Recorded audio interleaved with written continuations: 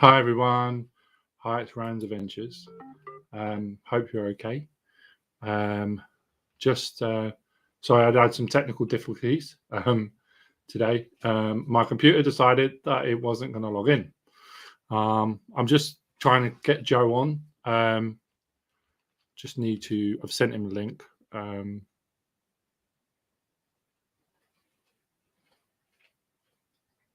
Hi, Dazzle Morgan. How are you?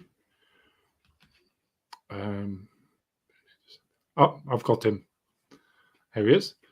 So, right. So it looks like he's all ready to go. So this is this guy is amazing. He's always on the ball with everything. He's up to date with everything that's coming out. He's always on top of like literally everything that a part throws out, any sort of any technology that comes out, any sort of like anything. He's always on the ball straight away. He knows exactly what's going on in the theme park community. He knows like literally everything. So without further ado, we're going to bring in Joe from Theme Park Insanity. Hello, mate. Hello. You all right? How are you? I'm not too bad, thank you. Thank you very much for inviting me on. Really looking forward to this. It's going to be fun. You're welcome. You're welcome. It's good that I'll be able to get to talk to you. Properly. Obviously, tomorrow I'm going to see you properly, but absolutely, yeah. But I just wanted to like go and find out like where it all started for you. Like, where did it all start for you? So initially, Theme Park Insanity started out as purely just a Facebook page, really. I used to post a lot of theme park sort of related stuff to my timeline, and people obviously got quite sick of seeing that at the time. So I set up kind of a separate space for it on Facebook, and it really just grew from there. Initially, we kind of started out, of course, covering the construction of Sick at Flamingo Land, doing weekly updates alongside my good friend Raymond from Flamingo Land Crazy as well, kind of doing that, working together. And then it just literally just blew up from there, really. Obviously, we expanded onto a website. We've got the YouTube channel now, which is absolutely doing incredible. So thank you to everybody that's subscribed on there. And then, of course, we've got Instagram. Now we're on TikTok as well. I mean, it's literally just growing and growing. It's been quite a fun near enough 4 years. It started in July 2019. So it's time's gone really quickly, to be honest. Also, during the pandemic, you started during the pandemic, basically. Literally just before all that hit, yeah. So I mean, that was an interesting experience. I obviously did quite a fair bit of lives throughout the pandemic. I kind of sort of worked with other people, and we did a lot of different stuff. And as much as it was challenging, it was nice to have a community around me at that stage because, as we all know, we were all stuck in our houses. We didn't really have anywhere to kind of go. So it was nice that we had people sort of supporting each other then. It made a world of difference. It really did. Yeah, I bet. So obviously you've always got, for some reason, you seem to know everything straight away before anybody else. I mean, yeah, I wouldn't say everything, but I seem to get the heads up on quite a fair bit before a lot of it becomes public knowledge. I've got a lot of people in a lot of different places that sort of pass me information. It's great to have those people support me, and obviously the sources that I have. But I also now, obviously I work with a lot of parks as well directly. I work with Flamingo Land, I work with Alton Towers, I work with various other attractions as well. And it's great to have those opportunities because you kind of get a bit more of an inside sort of look at kind of how things are run, and obviously find out bits and pieces that, stuff that you can't publicly disclose. I never ever would. That's just not who I am. But it's nice when you are able to kind of pass that information on. So that's kind of why we're as up to date as we kind of are, really. Hi, Sam. Hi, James. So James and Sam have just come in. Very good evening, everyone. So you're doing well. Obviously Rob from the Thompson Life as well. So a lot of these guys obviously going to be there tomorrow. Going to be amazing. Can't wait. Yeah. So like obviously I've seen you've been covering sort of like everything coming out of Towers, obviously, because did you say that you're part of Attraction Source now? Are you actually part of Attraction Source? I am indeed, yes. I've joined the team with both Attraction Source and Towers Times. I joined them very, very recently. They're a great set of guys, they really are. I'm really privileged to have that opportunity. So obviously I've been working alongside those as well up till now. But obviously I've done a lot on my own as well. So it's getting more busy. That's all I'm going to say. Yeah, I bet.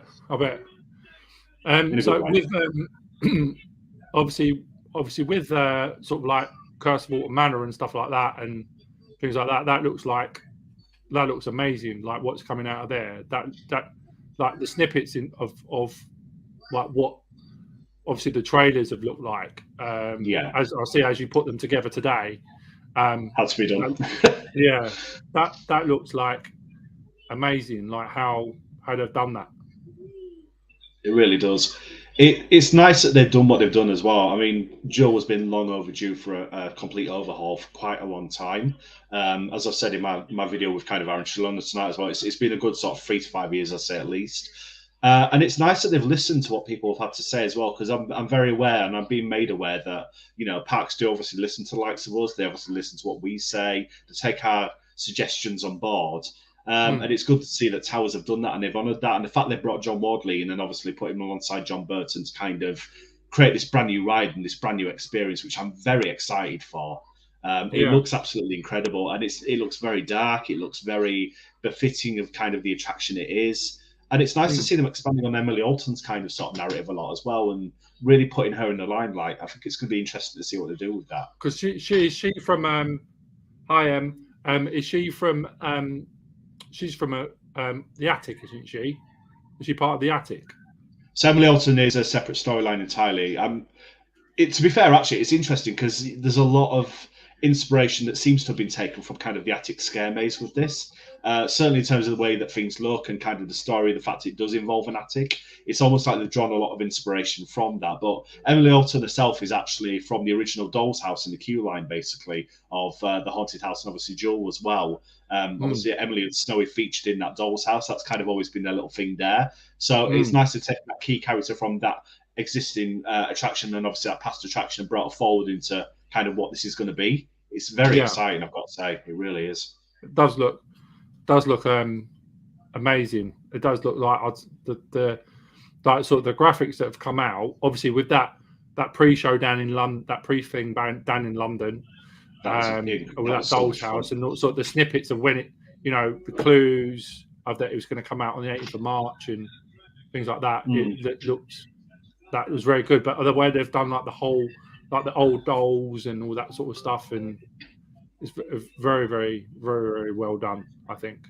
It's very imaginative.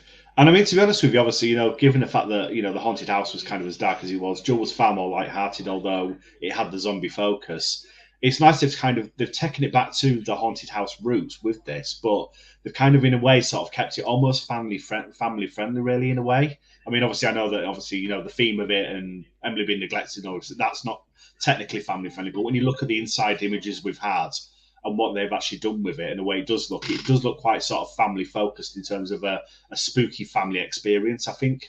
But of course, I could be completely wrong. That's just purely my speculation. So I mean, because the ride cars look similar to Jaws, like the way that they are, obviously without the guns, but they look like when you see the ride cars in that video, they look very much like the original cars. They certainly do, yeah, definitely. And I think, to be honest with you, what they've done is they've taken those cars and they've sort of spruced them up. I think they almost look like they've had new restraints, kind of adding new lap bars. The guns are now completely gone, which I'm incredibly happy to see. I'm so glad that's gone. That whole laser thing just didn't work for me whatsoever. I know that obviously there was a fad back in the early 2000s where laser guns and sort of laser quest and all that sort of thing was a big thing back then, but nowadays it's really not. And the fact it's all been removed and it's been reverted back to the style of attraction, it's a good move by the park. And the fact they've kept the original ride system by the looks of it as well, I mean, that's good in itself. And hopefully they've worked with Mac to kind of improve that as well and make it just a bit more reliable. We'll see. Yeah. I mean, there's so many things I need to talk to you about. It's mad. I've only got. Well, the thing is, I know that I know because we've all got early mornings tomorrow. All of us have got early morning starts, and that's the reason why I moved it forward to 7. And obviously, I'm only going to keep it to an hour. So, because I know that you've got to get up early, we've got to get up early. I mean, we've got to travel. We've got to start out at 6. I suppose you have as well. I'm like around about 6, that time. I'll be up for 5:30, so I've got a very early start, to be honest. Yeah. Still got to have tea as well yet. So. So I think most people are going early. So have you got any ideas of what's going on with? Obviously, I know you can't let too much go if you know things, But do you know sort of like where they're pointing towards with like Project Horizon, like what sort of thing it's going to be? Have you got any clues yet, or? To be honest with you, I'm genuinely, I'm not just saying this, I'm entirely in the dark on that. Towers have been very good at keeping hold of any information regarding that attraction. All I know is exactly what you guys know, that obviously it's going to be an indoor attraction of some kind, that it's heavily rumoured to be a roller coaster. I think there was obviously snippets within the planning application that kind of supported that theory. And other than that, I know nothing at all. So I'm looking forward to finding out what it is. I really hope it is an indoor coaster. But having said that, I would have kind of there's a few people that feel the same way. I kind of wish they'd held off a little bit on that and just kind of focus more on putting permanent flats into the park in replacement of obviously the retro squad and doing that, as opposed to just going straight down the line with kind of Project Horizon and doing that instead. But at the end of the day, I'm sure we'll find out more over the coming year, and I'm just as excited as you guys at the end of the day. So yeah, it's going to be good. Because I think with the retros, obviously they can't, because of the tree height, they can't do too much. Like obviously flat rides, they can't be massive flat rides, can they? They can't, no, but they could dig down. To be fair, obviously they've done that with all the previous coasters. There's no reason why they couldn't do it with a flat. So yeah, and with Enterprise, that was down in the ground, wasn't it? So it certainly was. Yeah, it was in a pit, wasn't it? Yeah. So and obviously I've seen they've filled that in, and that's where that new Tristron thing has gone, isn't it? That's correct. Yeah. So Twisted flat ride. That's correct. So Twistertron is taking the spot of Enterprise basically, and it would be in that spot. It's a bit weird they've chosen to do that, but I think in all fairness, when you look at the attraction itself and obviously kind of what it does, I suppose it makes a lot of sense because it probably wouldn't have fit up where, obviously Roller Disco kind of was. But it is just a shame we're going to have all of that in one spot. It's going to be almost kind of an overwhelming thing of noise from all of the rides and attractions. Be pretty weird, to be fair. Darren's just come in. He's on the way up to Stoke, so. Oh, nice. En route. Yeah. Look forward to seeing you tomorrow. Emily's on her way up as well. Emily and Oscar, they're on their way up. I see them driving up earlier. Fantastic. So, yeah, everybody's on their way up to Towers, I think. Wow, so tomorrow's going to be good. It's going to be really good. Can't wait. I think it's going to be like... So the thing that you said about 12 o'clock tomorrow, the thing, is that an attraction source thing? No, that's not. So basically... That's yours. This is purely just me. It has no link to attraction source or Towers Times whatsoever. It's purely just a chance for fans of Theme Park Insanity to come and meet up with me and obviously have some time on park with me and obviously ride some rides and just kind of sort of spend time with like-minded people. It's something that people have been asking me to do for quite a fair while, and obviously I wanted to choose the right time to do it. But in terms of obviously coming and stuff, it's still down to everybody that's visiting to sort all their own arrangements out, etc. It's just a case of basically tagging on and having a good day, which, to be fair, it should be. I think obviously kicking off the day with Curse at All Manor will be a good way to go as well. Yeah, I think that's where we're all going. I think we're all going to Curse of Water Manor first. I think because that's part. I think why we're getting there so early, so we can get down to Curse of Water Manor as soon as the park opens. Exactly. Obviously, be in the queue line for 10 o'clock, or because there's going to be a big queue coming out of there, I reckon. Oh, it'd be massive, absolutely massive. And to be fair, rightly so. It's a highly anticipated attraction. So I'll be exactly the same. I'll be arriving there pretty much around, hopefully about 9 o'clock. Obviously, depending on relying on everything going right. And then I'm literally heading straight, and I'm going straight down, and I'll be down there until it opens. So, yeah, I think we're meeting outside and then heading down. So, so it should be good. Obviously, what parks have you been to? Do you travel outside of the UK as well? So unfortunately, the only ones I've kind of been to recently are UK parks. I've got a long list of parks I want to get to this year that will be happening. It's just a case of finalising all the arrangements for it. But in terms of the parks I've visited, I've been to, obviously, I do Flamingo Land a hell of a lot. That's my home park. I obviously go to Blackpool Pleasure Beach because that's not too far away from me. Alton Towers and Drayton Manor, I've done those. This year I'll be visiting Chessington, Legoland and Poltons for the first time as well. Set to be there for Jumanji opening day, so looking forward to that. And then, returning to Fort for the first time since 2020 as well. So it's going to be quite a busy year, to be honest. But can't wait to sort of expand my horizons and get on more brand new rides. It's going to be great. Yeah, because with obviously with Flamingo Land, I've never been to Flamingo Land myself. So I mean, I'm planning to go to like the different like other parks in the UK first as well. So like when I get a chance, obviously I need to finalise the stuff same as you. But I'm looking to go to obviously looking forward to go to Flamingo Land, Paulton's probably. Need to go back to Blackpool. Need to go to Drayton because I've never been to Drayton, even though it's around the corner. It's such a great park, it really is, and I think obviously it's got a very bright future as well. So yeah. I mean, because they're supposed to be putting another coaster in there, aren't they? Eventually, I think. So that is slated for next year. We know nothing about it really, other than the fact it's going to be family thrill. But it does look incredibly good in terms of the size of the footprint they've got to use, especially given now that obviously Pandemonium and Apocalypse have left the parks. It opens up quite a big space, and it does make me wonder if it's going to be an expansion of Vikings or whether it's going to be something completely different because it's going to be right next door to it. So yeah, I can't wait to find out more about that. To be honest, is that where it is then? So is Vikings right on top of that? So Vikings is right next to where it will be, basically, yeah. So Apocalypse and Pandemonium are literally right. Well, they were obviously not anymore. Right next to where the Vikings area was. So it's kind of occupying that space, or at least that's what they're planning. So maybe they're gonna connect them. Like again, that's my theory, but I mean, at the end of the day, I could be wrong as well. It would make a lot of sense for them to do that, given kind of the location of the new ride. But at the end of the day, it's more than likely probably going to be a new theme entirely because I think they're going down the route of sort of creating themed areas. They've already got Vikings, they've already got Adventure Cove. So I mean, a coaster really will probably make up a new area and a new theme. But yeah, we'll see. Yeah, because obviously they've got that new Thomas. They've got a Thomas attraction going in, haven't they? They have. It's rumoured to be a log flume, and I think it's pretty much confirmed at this stage. There's been images online showing that a ride of that style has arrived at the park, and obviously, it's sitting there waiting. So hopefully, it'll be the first one since James and the Red Balloon. I'm not too sure when that was, but it's been a good long while since I did anything new to Thomas Land. So it's good to see them doing that, really. I mean, the Looping Group actually, they've added quite a lot of money to Drayton Manor. They certainly have, yeah. And sort of like. Because I think it was getting a bit tired. People were saying it was. It felt very run down towards the end of it, and obviously when they came in and they've done what they've done, it's just given the park a whole new lease of life, and really sort of brought it into the 20th century as well. It feels much more modern now. It feels a lot cleaner, a lot fresher, more in keeping with our current industry, and certainly one of the ones to watch. Second only to Paulton's, really, in my opinion.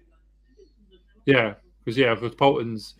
I mean, Paulton's got a good lineup as well, like with stuff as well, hasn't it? With Storm Chaser and stuff like that, and yeah. And obviously you've got. I've been to Fantasy Island? I've been there, and that's quite a good park as well. It's a bit fairgroundy though.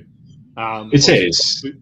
It's got two big coasters, but or three big coasters, but it's mainly like sort of flat risey stuff, isn't it? It is, to us. I mean, I've still not been to Fantasy Island. I need to go because it's not really that far away from me. But they've got two main permanent roller coasters, of course, Millennium and Odyssey. Both look absolutely spectacular, to be honest. And then a lot of the rest of it is more sort of temporary style attractions, temporary fairground ones. Now, the fact obviously the Mellors run it, they've got travelling rides as well. It makes a lot of sense for them to put those type of attractions into that space. Very Blackpool Pleasure Beach feeling kind of sort of place. But there's a lot of rumours circulating at the moment. Again, these are purely just rumours. I have no idea just how much truth is actually in this. That they might be looking at a potential new coaster at some point in the near future. But again, that's only kind of what I've heard. So hopefully they do, like a new permanent one. Because it would make a lot of sense. It'd be nice if they can do, if they can do like more sort of static stuff. Obviously, you said that the Miller Group, obviously they are. But they're concentrating. They've got the pier to look at as well because they're expanding the pier as well. So they own the pier as well, don't they? So they do, pier. So they're looking at obviously expanding that, and there's going to be stuff going on that as well. So, which is really great. So there's a lot more going on there as well, I think. Yeah, definitely. Yeah, and obviously Blackpool is obviously got like loads of different stuff. Obviously, you've got Valhalla. Looks like it's going to open. I think it is. I looked at that pre-show. Finally, after nearly 4 years. That which is crazy. Technical rehearsal, whatever they called it. It's a very American thing. It's technical rehearsals, to be honest. It's only something we really see in the States. So the fact they've kind of sort of chosen to do that, it's a case of obviously inviting people on to sort of ride the ride as and when, and there's no guarantee that everything will be working with the ride in terms of effects and stuff like that. But the fact that we actually finally have a chance at getting back on that ride in the near future is just it's mind blowing, really, because I can't wait. Can't wait to see what they've done inside. I'm so excited. It's one of my favorite rides. I'm a massive sort of Viking fan in general, Likewise. and I've never been on that ride before. And I understand it is a soaker anyway. I know it's a soaker, absolutely. But obviously, I think hopefully that Amanda Thompson's actually done spent some serious money on it, and so it's took 4 years to do it. Hopefully, it's got seriously much better than it was. Or, for you guys that have already been on it, I mean. Absolutely, yeah. I mean, the Pleasure Beach have confirmed in a recent release that they spent $4 million on the revamp of the ride over the space of time. Obviously, that it has been undergoing the work. They've done a lot with it. They've confirmed the surprises inside, that it has the storyline now, that you basically join the lead character and kind of go on the journey with them. It's got a brand new soundtrack by Notable Stranger. They've really spent some time and effort on making this a much more modern, much more kind of upmarket attraction compared to what it was before. Valhalla's always been a great ride, don't get me wrong, and it's always been a great experience. It was always centered around that, but this kind of feels like it's been improved upon, sort of tenfold, really, which is exciting to see, if I'm honest. So I noticed that Darren mentioned that obviously because we can't get RMCs in this country, he said it's some sort of like safety reasons that we can't get them. So I mean, I've only heard rumours of that myself. I don't know how much of that is true. I know that there is an issue with the ride restraints in terms of obviously how they're designed and what our health and safety procedures say, or health and safety laws obviously dictate. But I don't really feel like there's any reason that RMC couldn't work with the UK part to actually meet those requirements and actually bring an attraction of that type to the UK. I think it's perfectly feasible at the end of the day, and I think it will happen at some point in the future. So, because I mean, you've got loads of rides at Blackpool that could maybe possibly. I don't know if there's big enough space though. I mean, Blackpool's a very sort of compact park, isn't it? A lot of the attractions are on top of each other. The rides that are potential candidates for that, obviously, most of them are grade 2 listed. So in terms of doing that, I don't think that will be a possibility, not without exceptional circumstances. But I mean, adding a new one, such as a single rail roller coaster or a Raptor, something like that, I mean, that's highly possible, and it would, be able to fit it into the park quite easily. So who knows? Yeah, because Steve did say that there's like 2 round circle things outside Blackpool Pleasure Beach where a ride was supposed to come out across the road. It was, yeah. So originally they were supposed to build the bigger one, which was set to be an Intamin accelerator coaster reaching around about 300 feet in height. It was supposed to come out of the park up on the seafront, obviously do a top hat and then go back down again. The park went as far as basically investing and putting in the footers for it, and then the whole project got canned basically, and it never happened. So I mean, it's sad in a way, but in all fairness, I don't know, it would have kind of ruined the aesthetic of Pleasure Beach in my sort of opinion, because it would have taken it out and kind of made it look very disjointed with kind of a ride like that. But at the end of the day, we've got 2 Intamin accelerators here in the country now, and I think obviously with Intamin doing what they do with launch coasters, I think it's only a matter of time before we see a multi-launch by them opening up at a park at some point, in the near future, really. So things will definitely happen. It's just I don't think Blackpool will get something in that height, in all honesty. No, obviously you got. I looked at the new there's surf coasters that you displayed that came out. That's Intamin, isn't it? They're Intamin ride cars, aren't they? The one that which ones? Are the ones that sit to the side? Were they Intamin? Oh, the side-facing ones. They were an Intamin design. Yeah, they were. Yeah. So they're kind of working on a train where basically it almost looks like a surf coaster in terms of what B&M had done there, but instead of sort of facing forwards, they're facing sideways. I did kind of think, looking at them though, whether or not they kind of maybe might actually spin as well, or have a bit of an axis on that. But it does look like they do face outwards, and it would be a very unique experience. So Intamin again being highly innovative in what they're doing. Yeah, because because the no Shockwave at Drayton, is that an Intamin coaster? It is indeed, yeah. So So, could them ride cars go onto that track? I mean, at the end of the day, obviously, it's built with the traditional sort of B&M design that they had before. Um, excuse me, Bolliger and Mabillard actually went their separate way and created B&M. So, in terms of fitting a ride car like that onto that, I mean, it probably would be feasible, but it's just whether or not it actually happened. I do think there's a chance we'd be looking at Shockwave becoming a sit-down coaster at some point over the next couple of years. I'm not going to lie, I think that's probably on the cards. Mm. And as sad as that would be, it would make it more re-rideable, much more comfortable. So it's kind of sort of, it's one of one and one of the other, really. But yeah, I don't know if Is they it put a train like that on there. is it not very comfortable then? Not if you're a man. That's all I'm going to say. It's Oh, right, okay. it's a little unpleasant, but it's rideable. It's a good ride, but it's not comfy at all. Right. I mean, I haven't been on it. I mean, because it's the only sort of stand up, apart from the one that's getting built in the States at the minute in Orlando, that surf coaster in Orlando. That's supposed to be, that's a stand up coaster, isn't it, as well? It's a stand-up launch coaster, yeah, and it's got a design where it's much more comfortable. Obviously, the seats are designed in a different way. You've got the vest restraints. The actual things themselves move up and down a bit more. There's a bit more flexibility there. So obviously, they thought more about comfort. As where Shockwave's seat, or well, I say seats, obviously, kind of mounts and things are very rigid in the design. So there's not much give in them, basically. Ah, So right. there you go. Okay. And with what else was I going to ask? Those are questions. So with what do you think about obviously Exodus? To be honest with you, I'm very excited. I can't wait for it to open. I think it's something that the UK definitely needs. I think it's going to be great for Thorpe Park. It gives them a real headline attraction for that park. We've seen that Thorpe Park are going down being the thrill capital of the UK now. They've put that statement out there sort of time and time again, and I think they've kind of struggled a bit over the last sort of 5 to 10 years with choosing an identity for themselves. But given the fact that's the direction, Project Exodus certainly fits that. And riding a Mack hypercoaster here in the UK with the restraints that it will have and the heights that it will reach and what it will actually do will be absolutely incredible. It's going to be such an awesome ride experience. And yeah, it's going to be like a unique layout as well, isn't it? Very, very unique. Yeah, you're going to have some of the highest inversions in Europe basically on that ride, which is going to be insane. Wow. Yeah. Yeah. It's also got. So the ride cars, are they going to be like similar to Icons?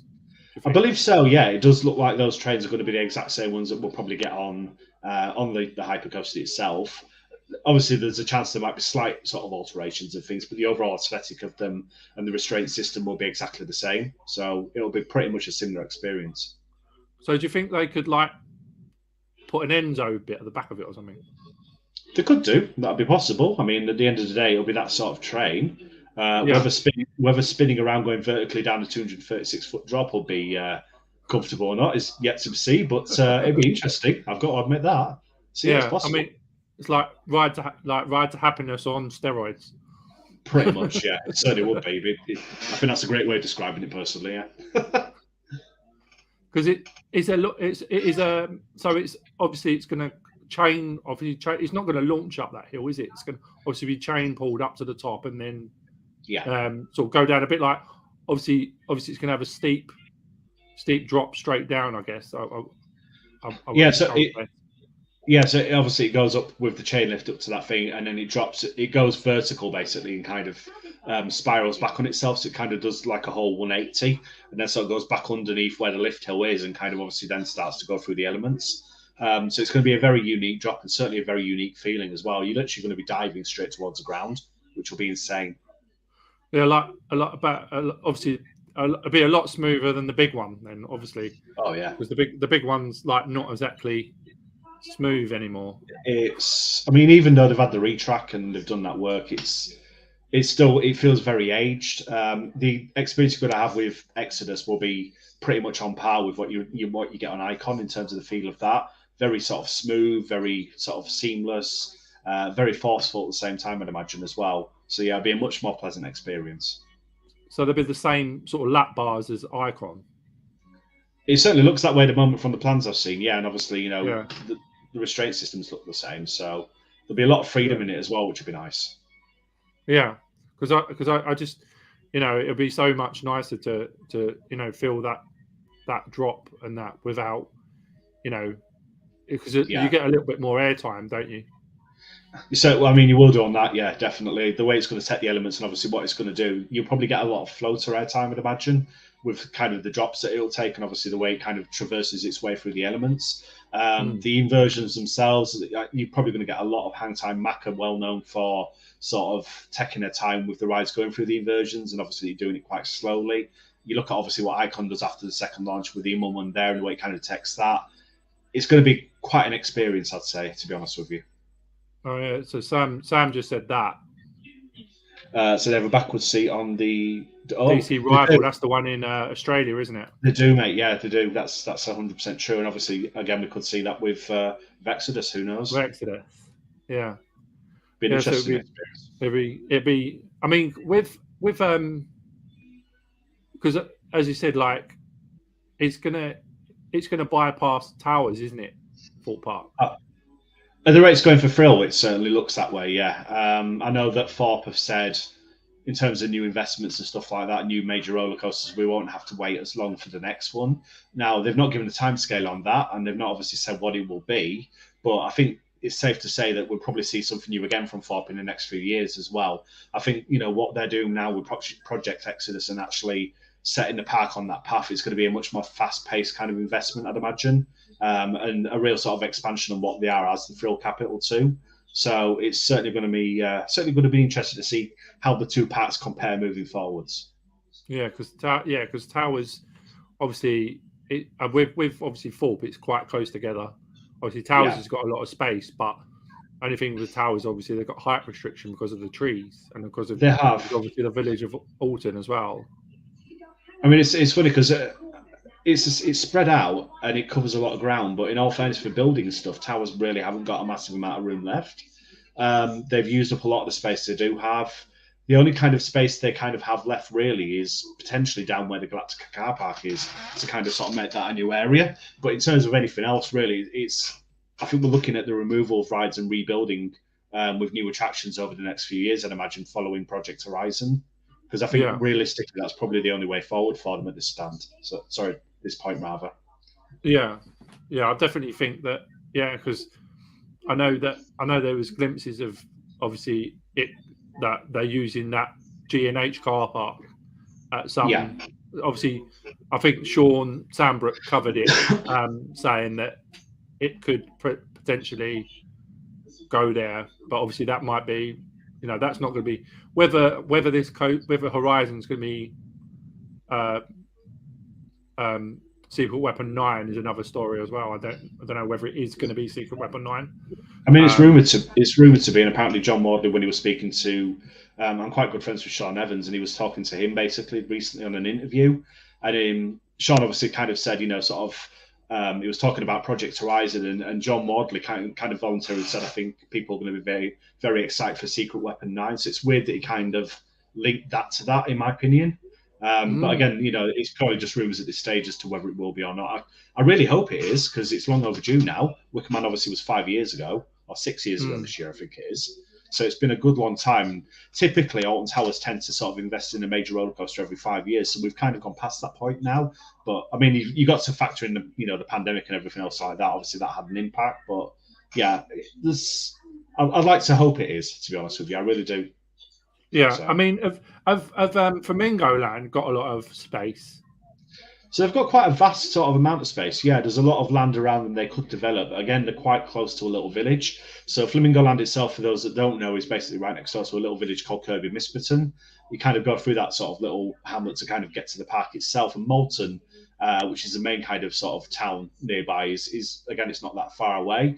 But in terms of the surrounding land, they've still got a lot of land available left for them to build on. So there's no reason why Wow. they couldn't potentially expand the park even further with sort of new rides and attractions. And a lot of people talk about RMCs and everything else, and if they were kind of able to make it happen here in the UK, I could definitely see Flamingo Land getting an iBox hybrid. I really could. I think it would fit it, the park perfectly. The park has a very Busch Gardens feel anyway, so I think something like that would fit really well, and they've definitely got the space for it. So yeah, who knows? Yeah, I mean, because if they did it because obviously, as you said, Lightwater Valley obviously lost the Ultimate. I know that's close to your heart, that the Ultimate. Yeah, I'm genuinely Obviously, gutted about that. you don't think that Lightwater Valley would invest in an RMC?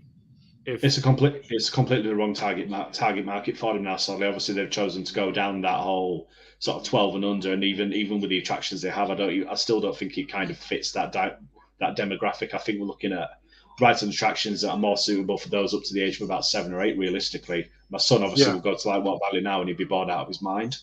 I don't think they'd choose to do that, and I think, to be honest with you, that part realistically is probably on its last legs at this stage. It's whether or not this new direction really takes off for them. I'm not saying it is, but I don't see a bright future for them personally, and that's not because I'm sour about them removing the Ultimate. That's me being real with the direction they're taking and obviously what they're doing with the park. They've got Flamingo Land literally half an hour away from, if that. I mean, given the choice between the two, I know where I'm going to go. So Flamingo Land, exactly, yeah. Even though you've got a link to the Ultimate, obviously, but it's only because of the Ultimate, isn't it? Because I remember you talking about like sitting with your dad and looking at when he was on lunch break, and that's where you got the love for the Ultimate itself and stuff like that. And absolutely, yeah. So I mean, I spent a lot of time kind of going to that park as a child. My dad worked for North Yorkshire County Council. He used to be a road traffic management consultant. He used to kind of travel around, obviously, the district and go to various sites to obviously, discuss things with potential clients and stuff. And obviously, there was various days where they could take their children to work. It was part of the council thing, and I used to go with him. And we would literally go to, was it Ripon? I think we used to go and get a sandwich and a pie or whatever from in Ripon. There's a old service road, or like an old country road that runs alongside kind of where the second drop was basically for the Ultimate. And we'd sit there with the sandwiches for half an hour to an hour, just watching the ride going along and people having fun on it. And then on the last year that, middle school's closed here in Yorkshire as well, I was literally in year 8, and the head teacher on the last day shut the entire school, put us all on coaches and took us up to Lightwater Valley for the day, basically.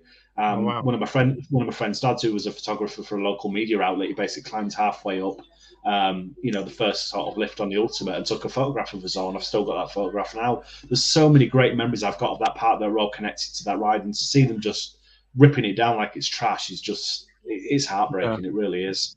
So sad. Yeah, it looked. I mean, when I watched that video of yours, it was very, when you see it's a bit. I know it's not the same, but with Nemesis for me, what they're doing to Nemi, I know Nemi's going to be replaced, but whether it's going to come back the same as it was, and whether Nemi's got a special place for me. Absolutely. And I'm hoping that Nemi comes back and it's the same as it was, but I don't think it's gonna. I think there'll be a lot of difference between the two versions. I mean, obviously, OG Nemi, it's a whole different beast in itself. It was very, sleek and very ahead of its time when it was installed. And obviously, it's great they're securing the legacy of the ride, that they are, replacing the track that needs replacing and doing the work that needs doing. But at the end of the day, it's not going to be the original ride. It's not going to have that nostalgia attached to it, and it's going to be a whole different generation now. So I completely get where you're coming from, because effectively we have lost a ride. But at the same time, it's great that they're still working to kind of cement that legacy for for the park and obviously the future as well. And it does mean that people will be able to ride at least a version of it moving forwards. So because I think that with it, it's it needs to sort of like try and be the same as it was, or they're going to have to try and sort of revamp it in some way to make it special for everybody again. Because I've seen someone put up, I think it was Sam, he put up saying that they've, instead of opening Subterra, they've put a platform in to watch Nemesis construction. So they've not reopened Subterra yet. There's a lot of rumours and a lot of evidence to support that attraction coming back this year. They've definitely been working on the inside of it. They've replaced the whole queue line. Certainly the parts up and around the building. The floor's been done up. They've repainted the exterior. They've obviously got plans for that attraction at some point this year, and there's a lot of people saying that. But as much as Towers haven't discussed that with anybody and actually put anything official out yet, it doesn't still mean it won't happen. But they have put a viewing platform in place up where the sort of the queue line is over part of the queue line.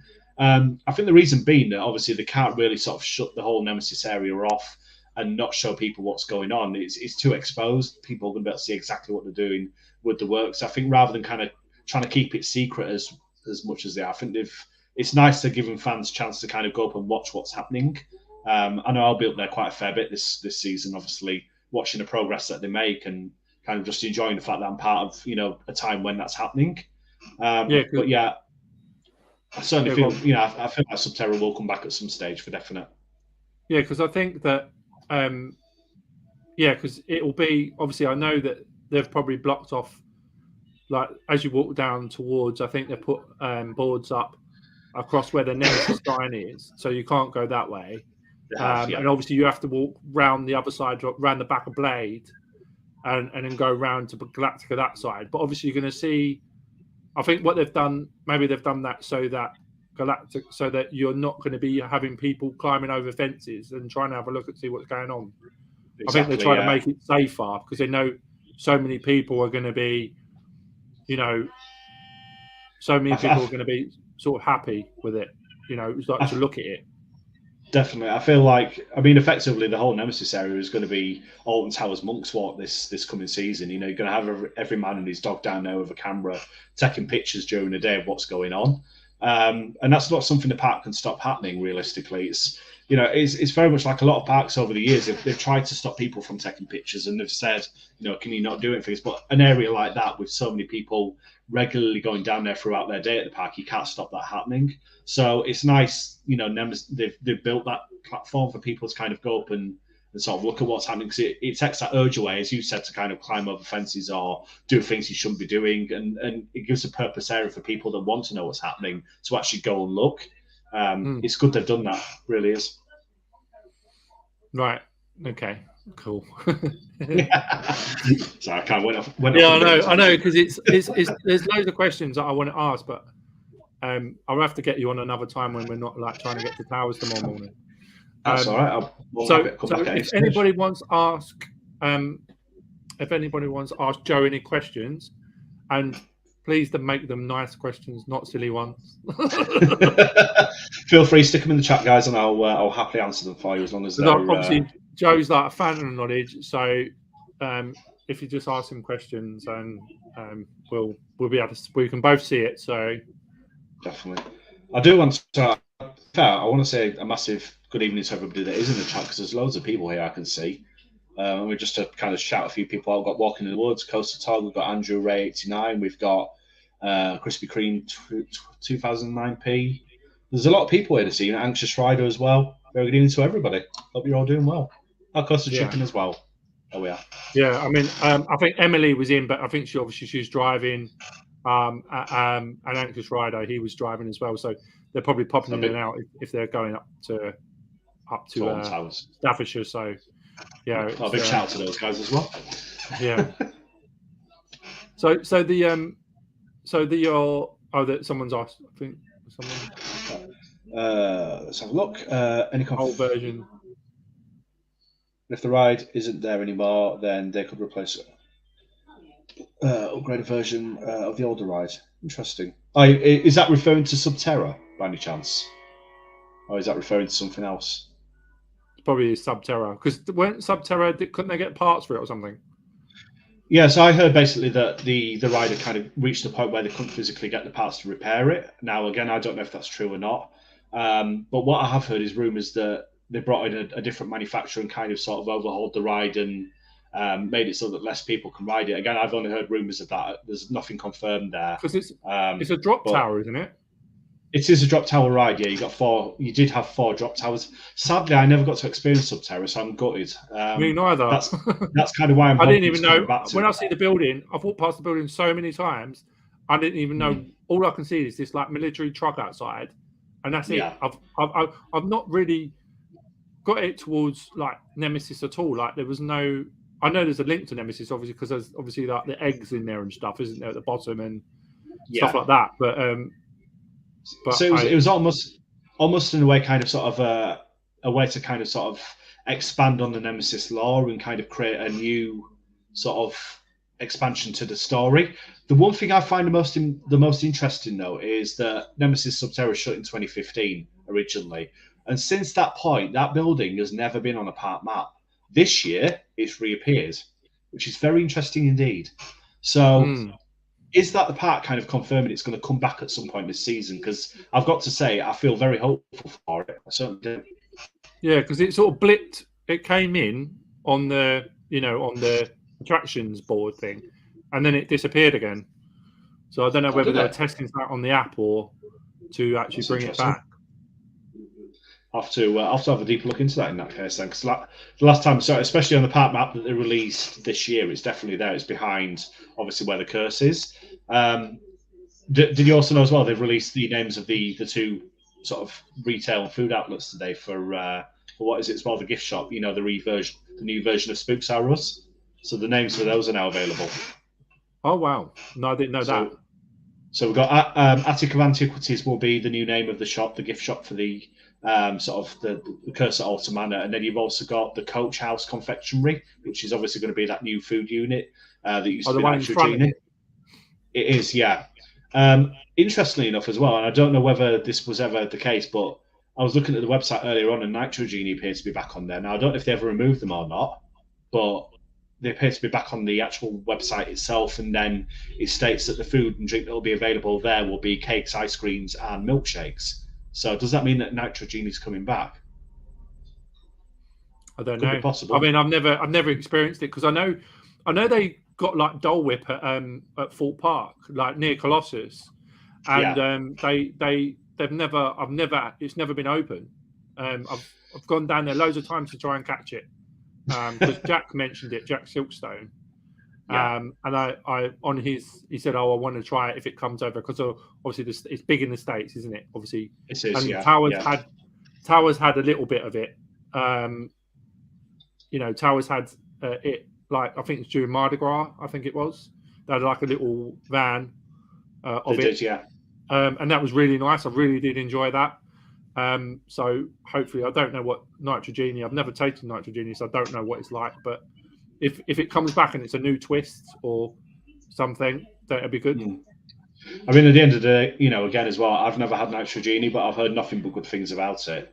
It's supposed to be really nice ice cream. I think it's quite sort of costly, but I don't obviously, I think you kind of pay for the quality. So if that is the case, I really hope it does come back this season because I'd love to give it a try and see what it's actually like. But I think the fact that we're getting out. Do you know if there's any merch coming out from Curse of Altar Manor? At the moment, nothing as of yet. No, I've been watching very closely on channels and groups and everything else. I can't see anything just yet. The only thing that I have seen is that Theme Park Guide have shared something this evening showing images of personalised sort of merch for obviously the Curse at Altar Manor. I don't know where they've got that from or sort of who sent the pictures, but yeah, it looks like you can obviously do that just like you can with all the other ones. But in terms of T-shirts and pins and all that sort of thing, obviously, personally, I'm hoping for a pin badge. I just hope it's there tomorrow because to be an expensive day. That's cool because if they've got that, I mean, if they've got like a T-shirt or something, or with like the house on the front, or because they never really had anything like that for there, did they? That sort of shop wasn't like there wasn't much merch in there. I don't think. No, it was very generic sort of spooky stuff like Ouija boards and skull goblets and all that sort of thing. I mean, as cool as all that sort of thing was, it wasn't specific to Jewel. Obviously, we got key rings, we've got magnets, we've got the odd pin badge as well, but we never got anything kind of sort of big in terms of what you get for the other rides. I'm really hoping tomorrow to see something special from them for the Curse at Altar Manor, and I think given how much they've hyped this attraction up, I think it needs to happen personally. I really do. What I'm hoping though, Joe, is that they've hyped this up so much, I'm hoping it doesn't fall on its head. You see, I'm kind of worried it might end up being another 13 scenario, but I'm really hoping that won't be the case. I don't see that happening personally. I've heard nothing but good things from obviously, sort of going down and checking the doll's house out and talking to certain staff members up at the park who obviously, had a bit of an insight into it. They said that it's a very exciting project, that it's a lot darker than it first appears from those images they've shared. And, there's a lot that the park haven't shown us and won't show us until we're actually there tomorrow. So I've got high hopes for this. I really have.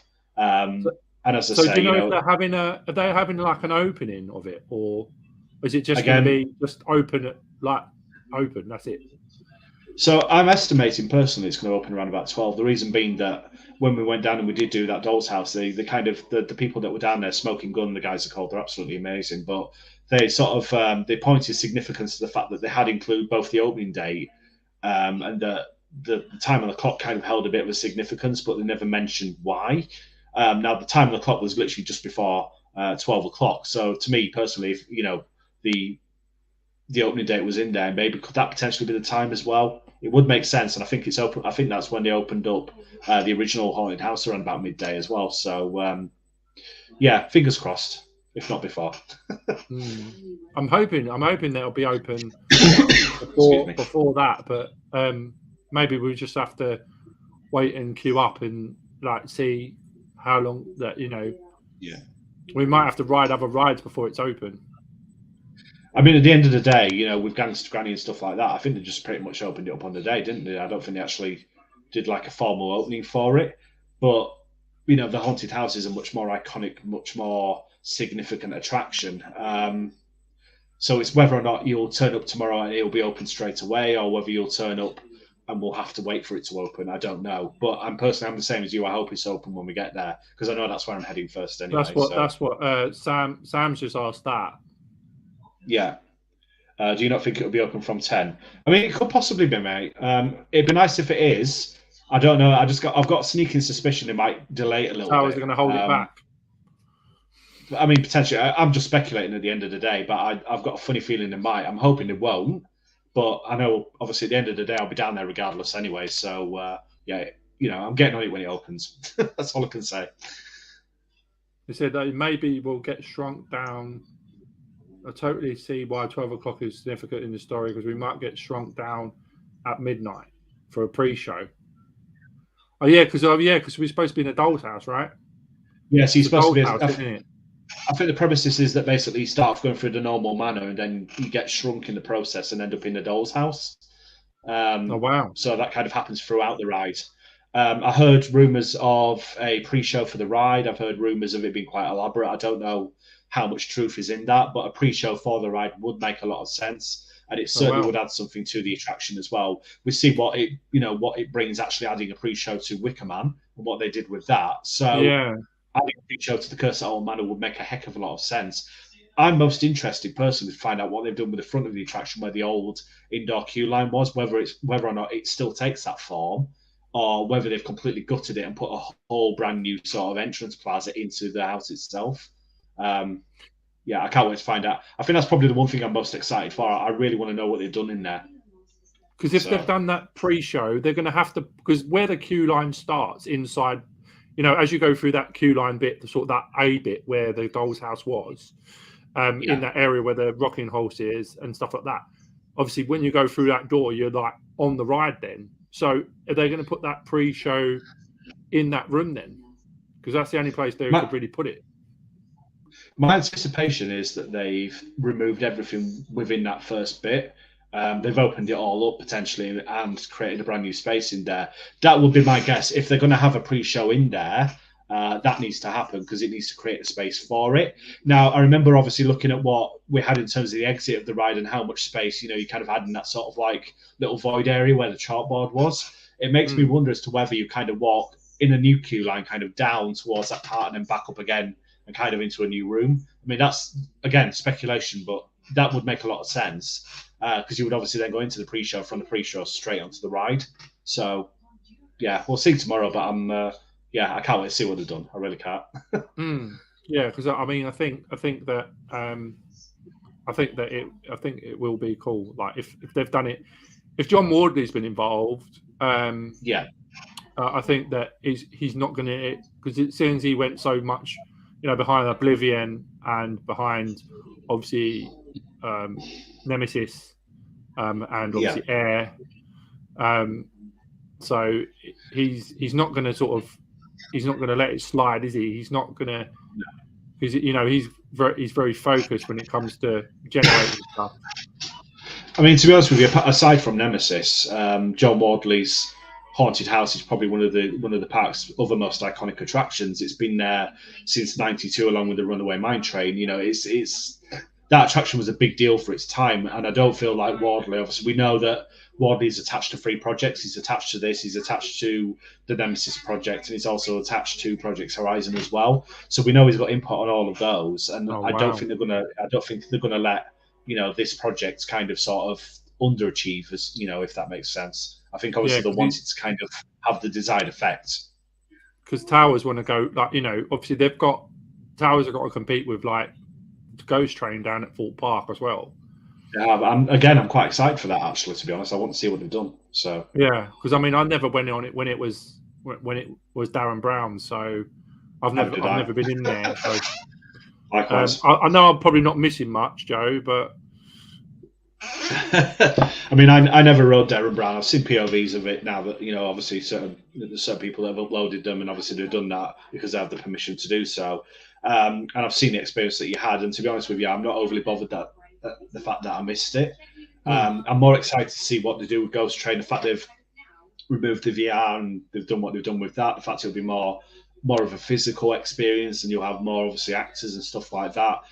It's quite exciting, to be honest, because it's going to be something quite different for Fort Park in terms of the story they're kind of going down with it. It's more supernatural and stuff. And I know they've done things that are similar like that before, but there's a lot of potential here for a good attraction. And then obviously the fact we've got Project Exodus in the following year, it's almost like we've got a couple of big years ahead for both Towers and Thorpe. So it's going to be interesting to see kind of where people go and what they want to see. Yeah. What do you think of Jumanji? I think it's a good move by Chessington. Personally, I think it's going to make a nice new sort of addition to the park. Going with a Jumanji IP. It's a safe move. It means that people will visit because they know exactly what they're going to get. I think obviously the fact that B&M have designed this kind of new version of a sort of shuttle wing coaster as well and doing that. I mean, it's an interesting move. I think personally Chessington might have been better served going with a normal traditional full circuit coaster because obviously you could have had more trains and stuff on there, but it's different. It's a unique selling point for the park. Merlin loved their world's first. And the whole area as a whole looks quite a nice little addition. It fits with the full aesthetic of kind of Chessington and a great way to kind of sort of develop an already fairly popular, sort of family park. So, yeah, I'm very excited for it. Yeah, because I think obviously they've put Chessington sort of like been starting to sort of like increase their, sort of like, rides and stuff like that. They've started to sort of think about it a little bit as well. They started to spend a bit more money down there as well, haven't they? Chessington have been very proactive over the last 3 years at adding brand new rides and attractions new enough each year.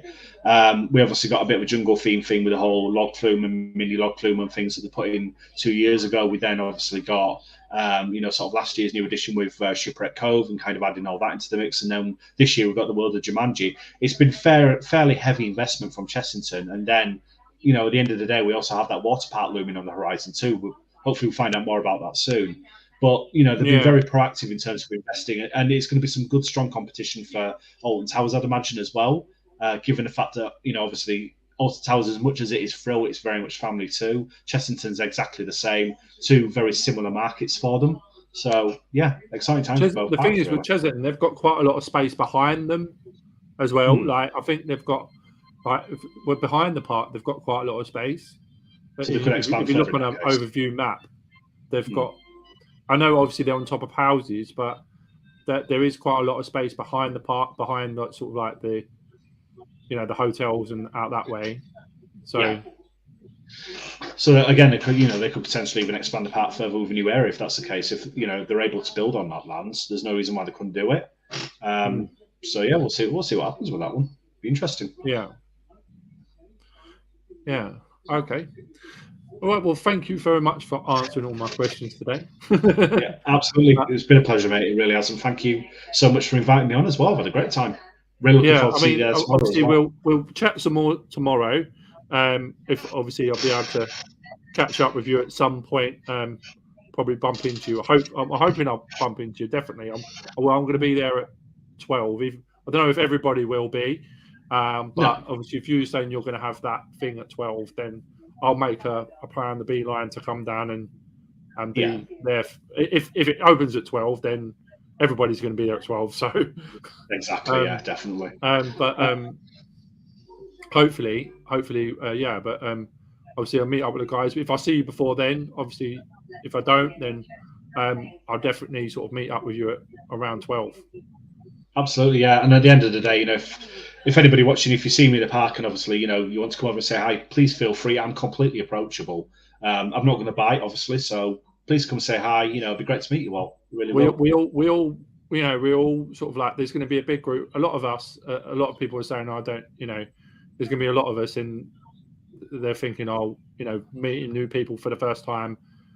We're all in the same boat at the end of the day. So, and Yeah, I've got a lot. we're all in a theme I've park having fun. Yeah, and to be honest with you, I mean, I suffer with anxiety just as much as anybody else. I know exactly how it feels. It may not appear that way externally, but believe me, I really do.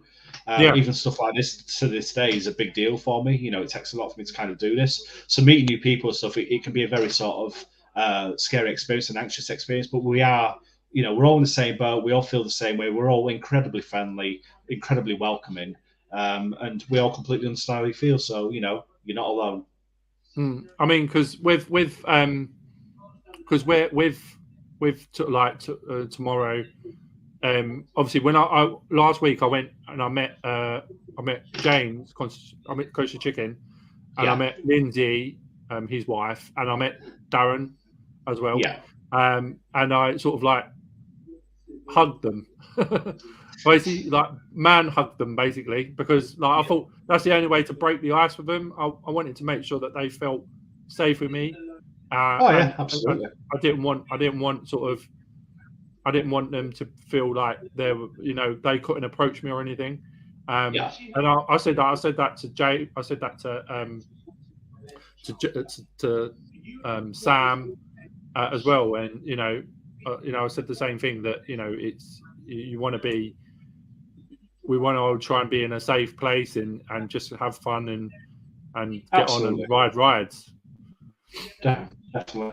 And I mean, they're all absolutely fantastic guys as well. Sam, James, and everybody else. They're amazing, and we all want to feel that obviously we're safe around them and that we can have a great time. And I think that's the most important thing. Just kind of enjoying yourself and feeling comfortable in other people's company. At the end of the day, we're all there to enjoy the same thing and do the same thing. So it's great as long as we kind of sort of support people and just sort of, just basically just kind of sort of be yourselves, really, more than anything else. Yeah. Yeah, I mean, yeah, it's I mean, it's such a good. I think that it's such a good environment for me, because even going to parks, I feel very nervous in the morning to go to parks. Once I get there, I'm okay, but it's that initial part of thinking, oh, I don't know, I don't know what people are going to think and stuff like that. But once I know that once I'm there, I'm okay. I think the main thing really is, you go there to do what's right for you. You go there to have a great time. I think the opinion of others, as much as it's great if people kind of like you and they like what you do. I think the grand scheme of it really is irrelevant, because at the end of the day, it's your life. You're going there to have time for you and enjoy kind of doing what you love most. And I think you kind of just have to sort of focus on that and forget about everything else. Leave all your worries at the door. Just go in there and just have a great time, basically. And as much as that's kind of easier said than done in times, it is perfectly possible. You just kind of have to do what's right for you. And obviously, if you don't feel comfortable, just don't do it. Take it at your own pace. So yeah, exactly, because that's the main thing. I think that it's just got to make people at ease. Absolutely, a lot of people was saying, oh, I don't know how I'm going to feel when I feel nervous. Like Sam said it, and obviously you as well. And being sort of like quite knowledgeable, and people think because you're some people were like because some people look at your channel as being quite a big channel. So I'm very humbled by that. I mean, the love and support I continue to receive is absolutely amazing, and I'm genuinely grateful from the bottom of my heart for that. But at the end of the day, I'm just another human being doing what he loves and just sort of getting out there and creating content because I love doing it. The fact that obviously I have the following I have is absolutely amazing, but at the end of the day, the numbers don't count for anything if you don't enjoy doing it. If I can help other people, and obviously, I can offer support as and where I can, I'm always more than happy to do that, because I know at the end of the day, people doing it like yourself and stuff, we all love the same thing. I think it's kind of important that we embrace that and kind of support that as well. So, yeah, there you go. I mean, because I think I heard something on the thing today. or the other day, saying, obviously you work until you're, 65, and your retirement age, like, and you've only got like, a certain amount of years and stuff like that, and Yeah, it's good you've got to do things now and not absolutely. Yeah, wait definitely. until you retire to do things. 100%. And if you can make them happen now, make them happen now. Because if there's one thing my life's taught me, and I've lost a lot of people over the years to things like cancer and stuff, and I had a best friend who died at 34 years old. Sadly, I've now surpassed that. It's taught me a lot of things. That life is very, very short indeed. You don't get a lot of time to do the things that you love. So the time you have to enjoy those things, and the chances you get, you need to seize wholeheartedly and go ahead with them, because you're only going to get one shot at this. That's all you get, and you need to get to that point in your life where you feel like you've achieved the things that you want to achieve and you've done what you want to do. Because there's nothing worse than looking back thinking, well, what if sort of thing. Just if you want to do it, go do it. At the end of the day. I was just saying, Dave, next time I see you, I'll give you a hug. I'm sorry I didn't give you a handshake. I'll give you a hug, Dave. Don't worry. I think James said James can give you a hug at Blackpool on Sunday. So yeah, so you just get a hug from James. Can't be a man hug. yeah. So, well, I think I'm going to leave it there, because obviously we have to all get to sort ourselves out for tomorrow. I've packed my bag. Yeah, I've packed my bag. I've got everything in the car ready. I've checked all the levels. Touch wood, my car behaves itself tomorrow, because it's like having a petulant child at times. So hopefully she behaves. But yeah, I'm already just going in the morning, so I'll be up nice and early in my car, cup of coffee, and boom, gone. Can't wait. Are you on your own, Joe, tomorrow? Are you on your own? So I've got my friend Raymond with me, and I'm also meeting up with Matt as well. So there'll be a couple of us basically in the park when we get there. But I could do the trip by myself quite easily, but it's nice to have other people with you, in all fairness, and people just to chat to. It'd be nice if we can get, because what Sam said he was going to try and do. He's got a way. He said he's got a way. He's not talking about drones here, but he's got a way that he can get a drone photo, but on the ground. He's got a way with his camera. He's got a new camera that he can do. Obviously, nice. He's fantastic with cameras, isn't he, Sam? Oh, he is. Sam's absolutely incredible. His photography is first rate. It really is. It's highly impressive. And absolutely, he said that he's going to try and get a picture of all of us. If he can do it, we can get a picture at, like, maybe outside Curse of Water Manor, maybe. I don't know. Definitely. There's going to be a lot of us, so I don't know how it's going to go. But or maybe we have to do it on the green or something, or I don't know, at Tower Street. At the end of the day, I definitely want a group photo of us all. I want to obviously sort of have that to kind of sort of capture that memory of the meetup as well. So whatever way we can make that happen, yeah. And if Sam's got away, then I'm all ears, mate. I definitely am. Sam, is that all right with you, Sam? 360 camera. There we are. Yeah, he's got a 360 camera. Yeah, so it's very, very, very, very, very good. Fantastic. And his images are amazing. Yeah, they really are. We're getting there at like 8ish, 8:30, I think. I think tomorrow. I'll be there for around about probably. Well, I reckon, yeah. Because what I'm going to do is I'm going to drop Joe, because obviously the monorail won't be working that early, so I'm going to drop Jodie my girlfriend. I'm going to drop her at the drop-off point near the front, and then I'm going to drive and park the car, and then walk back up on my own. But I'll meet sort of everybody outside the corkscrew, at the corkscrew, if I can. And then if I don't see you first thing, then obviously I will see you around sort of like 12 o'clock if I don't bump into you before that. You'll definitely see me there, mate. I can guarantee that. I've booked express parking because I literally booked it 2 minutes after it went live, just to make sure I don't have to have that massive trek up the hills. So I didn't know you could book express parking. I didn't know you could do that. If you do it sort of far enough, I mean, it's not cheap. I think for Merlin Pass holders, it's £12. But I mean, to be honest with you, really, it's worth it because you are literally right next to the entrance. So I can walk out my car and be on the plaza like that, which is great. Oh wow, I didn't know that. But you'll definitely see us there, I can guarantee that. So okay, cool. All right, excellent. Well, thank you very much for joining me tonight, and pleasure. spending a little bit of your time out of all your video editing and everything, and knowledge gathering and everything. And thank you for sharing all your knowledge with us, of what you can share, of course, what you can share. I know obviously you've probably got minds into other things that you can know you know that you can't tell because obviously of certain things, but I totally understand that. But when you can let us know stuff, please let us know. I will always keep you in the loop. Trust me. Anytime I'm able to publish news or share updates or anything like that, I'll be doing it straight away. So you always have the latest info with me. I can guarantee that. Cool. So anybody, obviously, his descriptions below. He's linked to his YouTube account is below us in the chat thing below. Please go and see Joe's stuff. Obviously, look at all these updates to do with Curse of Alton Manor, everything that's coming out of Alton Towers, everything anything to do with roller coaster tech, everything like that. Please go and follow Joe. And click below. There you go. Yeah, and if you obviously don't forget to follow my channel, if you want to do everything, and don't forget to click the like button. Absolutely, that's the most important part. The like button, and if you're watching on replay, please comment. Indeed. If you want to, and if you want to come on my show, please let me know. So thanks very much, Joe, and I'll see you tomorrow at Alton Towers. It's like Christmas Eve.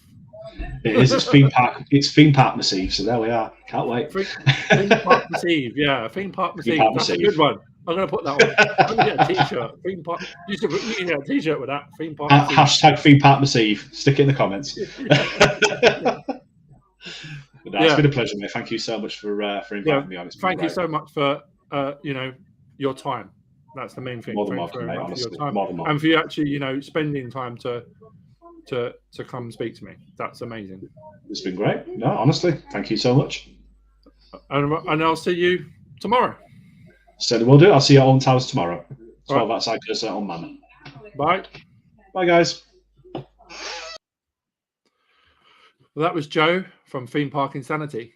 Wow, he's an amazing guy. Don't forget to follow. Don't forget to follow him. Don't forget to follow me. Don't forget to click and subscribe. Don't forget to click and subscribe on his channel for every update. Look on his Instagram. He's amazing. Don't forget to follow all the guys in here. Coaster Tog for any sort of like pictures or anything like that. Please go and follow them. Please go and follow all the guys in the chat. They are amazing. And thanks so much for watching. Thank you so much for watching. And I'll see you next week. Bye for now.